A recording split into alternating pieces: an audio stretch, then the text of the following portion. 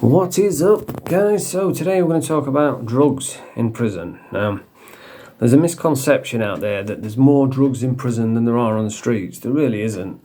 You do get drugs up there. It's not like super common where it's every single day, but drugs do get in, and I'm sure it's a lot more secure nowadays than when I was doing time years ago. But that's what I'm going to talk about, my own experience taking drugs up and getting drugs in over the years, all allegedly, of course, because if you say that, then you can say what you want.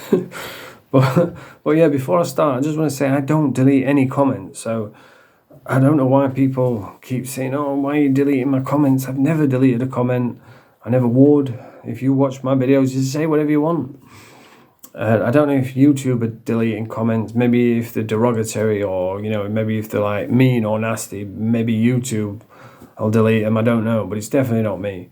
Like I say, if you watch my videos, you can say whatever the fuck you want. So yeah, now the first experience I had with drugs was one of my friends used to sell them, and he used to stash them in this house, used to put them in the roof and tuck it under the wallpaper. And he ended up getting busted on the streets, and he got remanded, and he rang me up and says, oh, that parcel, can you bring it up to me? And honestly, I didn't really want to, but if your mate's locked up, then I'm one of those dudes who say, yeah, I'll come, I'll sort it out. So I've got a parcel, and Doncatraz back then, it had only just opened, and it was crazy when it first opened. It's like they didn't know what they were doing. So I remember going up, and I just had it in my hand. I didn't try and hide it out. I just had it in my hand. I walked straight in, walked over to his table and just chucked it on the table. It was that easy.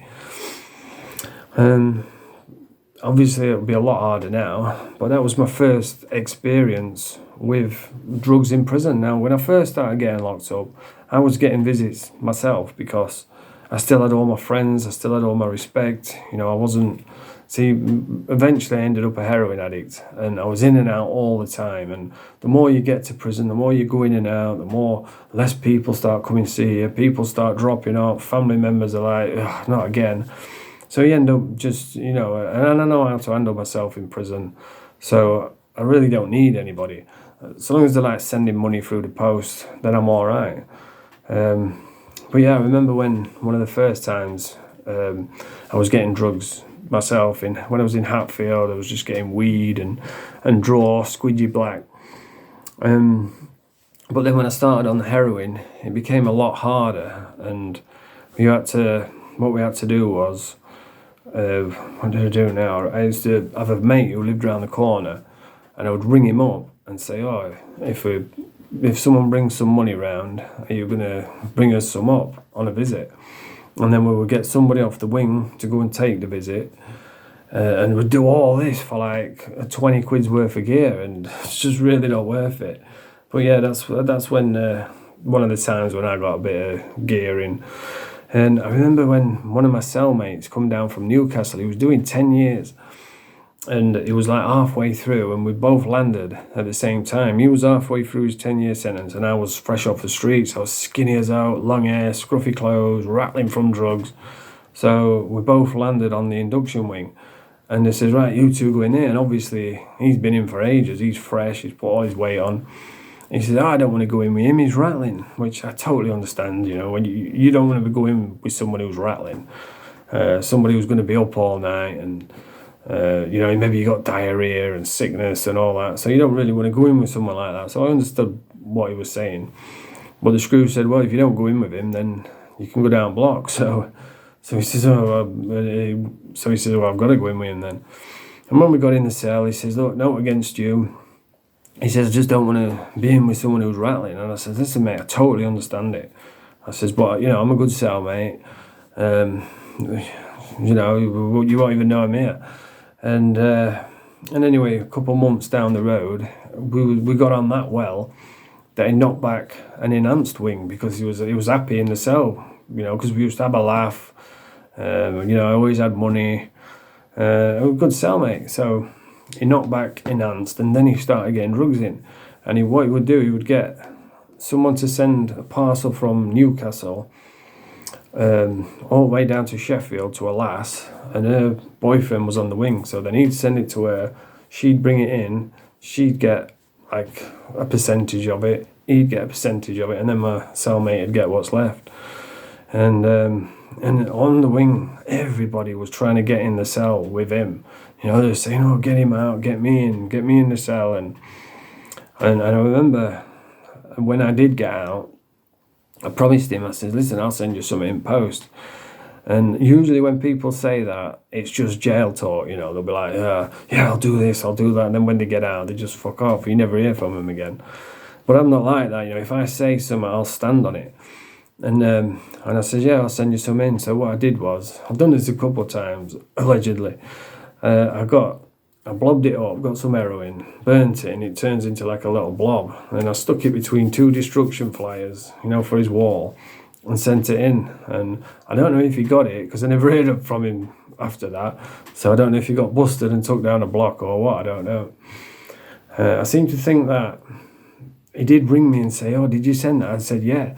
And then he says, "Well, I didn't get it, but so-and-so, his mate who I sent it to, got took down block or something. I can't remember, it was ages ago." But yeah, that's what I do. If I say something, I'm going to stand on it. I did it with a kid in Walton. All the way in Walton, this one kid, I befriended him, you know, we were good mates. I'm not going to say his name. But I got him visits from my girlfriend's mate.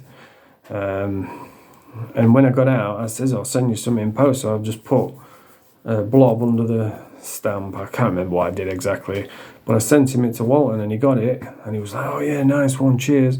And then when he got out, I went and linked up with him, and he ripped me off. I ended up, I can't remember exactly what happened, but I had a brand new phone, and he said, "Oh, can I borrow your phone? I want to go and score or something." And then he went away, come back and said, "Oh, I got chased, I've lost your phone." I thought, "You fucking prick." He says, "Oh, I got chased, I had to throw it off at bridge." And I says, "Well, come on, then we'll go and get it." And he's like, no, it's gone." And I knew he'd rip me off, so I just fucked him off after that. There's been a few times where I've done that. I did it for another kid in Doncaster, and he got it. And I did it for, that was it. Kid from Donny, he's dead now, so I can use his name. Kid called Salesy from Balby. I just got out, same again, and I said, "Yeah, I'll send you some tomorrow." So what I did was, I did what I usually do. I blobbed it up, allegedly, and put it between 2 postcards. And I put it in an envelope, sent it, and he's rang me that morning. He said, "Oh, have you sent that?" I said, yeah, you'll get it today or tomorrow, whatever. And I said, "Ring me tomorrow, let me know." So anyway, he rings me the next day, and I says, "Did you get it then?" He says, "You put it between 2 postcards, didn't you?" I said, "Yeah." And he says, when the screw opened it, he was looking at it all dodgy, like, "This is a bit weird." He said one of the corners were like over, you know, had come apart. And he said he ripped them both open like that. And he said the blob just exploded and landed on the floor. And he said he picked up the big part of the blob. And he said he took it and but all the other little bits, what had shattered onto the floor, he said he picked all those little bits up and ended up having a nice little boot outfit. So, so we got away with that one. But yeah, there's really not that many drugs in prison, and prison's full of jail talk. People all the time. I've seen it a million times where they've come and says, "Yeah, we'll do this when we get out, we'll do that when we get out," and they never do none of it. And drugs, like when I went there last time, it was all spice, you know. Spice had just took over. I've never touched spice, it's never interested me.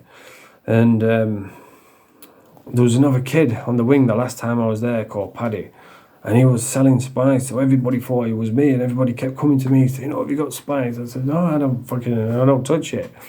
And then they'd go away, and then they'd hear that, "Oh yeah, I got this off Paddy," and then they'd come back and say, "I thought you fucking didn't have no." I said, "Oh, it's not me, it's fucking somebody else." Caused me no end of trouble. But yeah, spice is real bad. It's really, it's destroying the jail. The amount of violence I saw just because of spice, it sends them crazy. You know, I've seen guys getting jumped in the TV room and smashed over a little bit of spice. I remember my cellmate, I've spoken about him before, he got took hostage and got all his face and neck slashed. And when he got out, he left me all his. He was smoking it every day, and when he got out, he left me like a little bag full of spice, and I was like, "Fuck's sake, what do I do with this? I don't want it." So I gave it to my next door neighbour, who was a complete dog. I thought, yeah, he can sell it down education. I said, yeah, go and sell that down education. And he come back next day, and he'd smoked a lot. I says, what, you fucking smoked it? He says, yeah. He says, but he paid me for it on payday, which was just the same. I would have just said, yeah, take that and give me 4 items or whatever. But I didn't think he smoked it, so I gave him it to go and sell, and he's fucking blazed a lot. But yeah, it causes no. And that cellmate I think he was from Rotherham. He was an oldish bloke, and he got took hostage by a bunch of scousers. I spoke about it before. They tied him to a chair. They took him and this wire and slashed all his fucking neck. Made a right mess of him, and he used to wake up in the middle of the night screaming from that incident. And they did all that, took these 2 kids hostage and slashed all their faces just because they wanted the ship out, because they didn't want to be here. Because that's what they used to do back then. I don't know why people had it in their head that if you want to ship out, you have to take someone hostage. It happened quite a lot, to be honest. Because God forbid you just put an app in and fucking do it the proper way. You've got to take hostages, apparently. But yeah. But anyway, that's the video for today. If you like this video, press the thumbs up, subscribe to the channel. Fromage frais.